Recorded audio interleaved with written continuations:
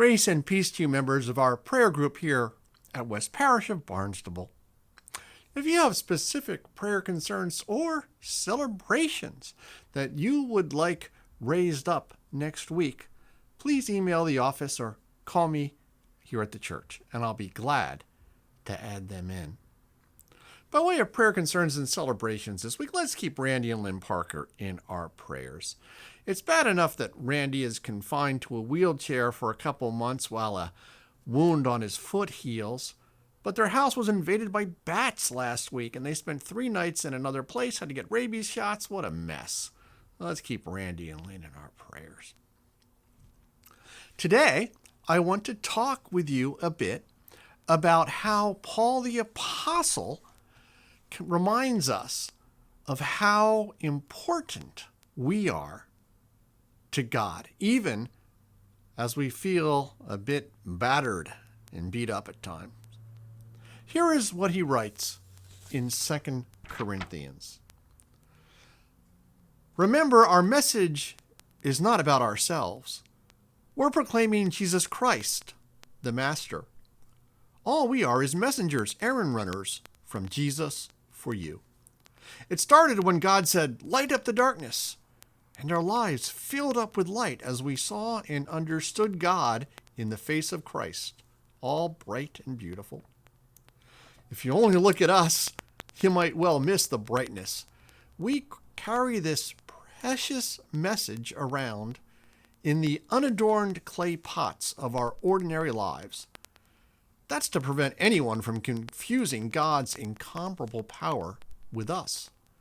As it is, there's not much chance of that. You know for yourselves that we're not much to look at. We've been surrounded and battered by troubles, but we're not demoralized. We're not sure what to do, but we know that God knows what to do. We've been spiritually terrorized, but God hasn't left our side.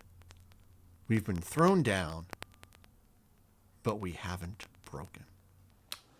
Paul says we have this treasure, the treasure of the message of God's love for all people, in clay jars. Clay jars were insignificant in the ancient Near East. They were common, unimportant, temporary, and expendable. If a clay jar broke, you did not try to fix it. You just discarded it and replaced it.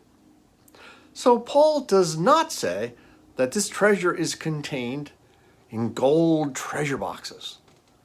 The treasure of the gospel message is held in clay jars. This is how Paul pictures himself, and it's how we should consider ourselves.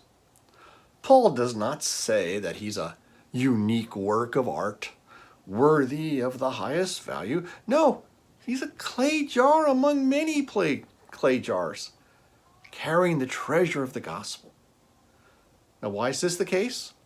Paul continues in his letter to show that the surpassing power belongs to God and not to us. The power is in the message, not in the clay jar. God puts the treasure of the gospel in human containers, like Paul, like the apostles, like us, with a purpose, to show that the treasure of the gospel has nothing to do with the jar. Think about how God's power is on its greatest display when it transforms a weak, selfish, fragile, broken person into a God-loving, Christ-believing, standing in the strength that God supplies Christian. Paul reminds us the value is not in us. We're clay jars. The value is in the gospel. And we are valuable in relation to the task and value given to us by God.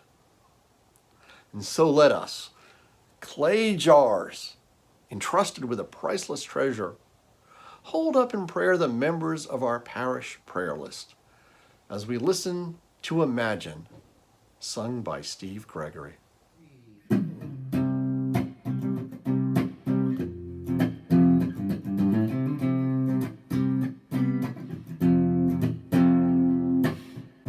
Imagine there's no heaven. It's easy if you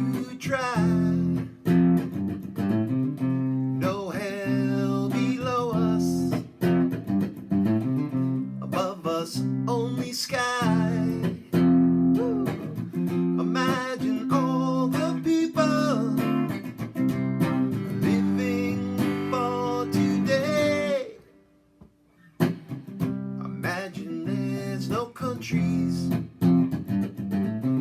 It isn't hard to do. Nothing to kill or die for. No religion too, yeah. Imagine all the people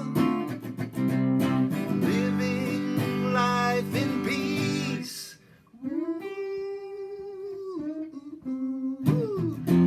You may say that I'm a dreamer, but I'm not the only one. I hope someday you'll join us, and the world will be as one.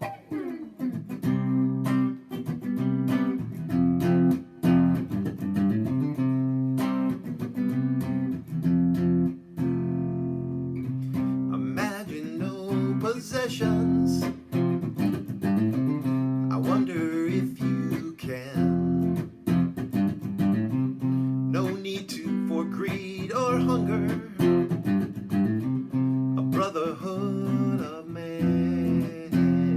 Yeah. Imagine all the people sharing all the world.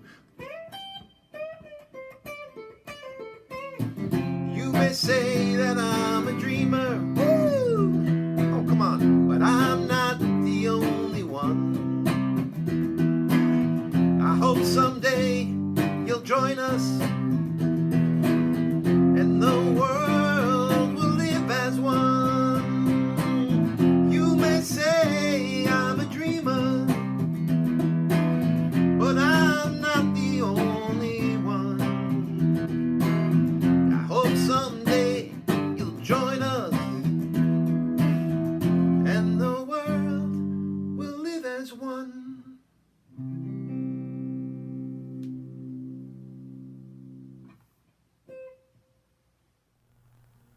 And God bless you all, and God be with you till we meet again.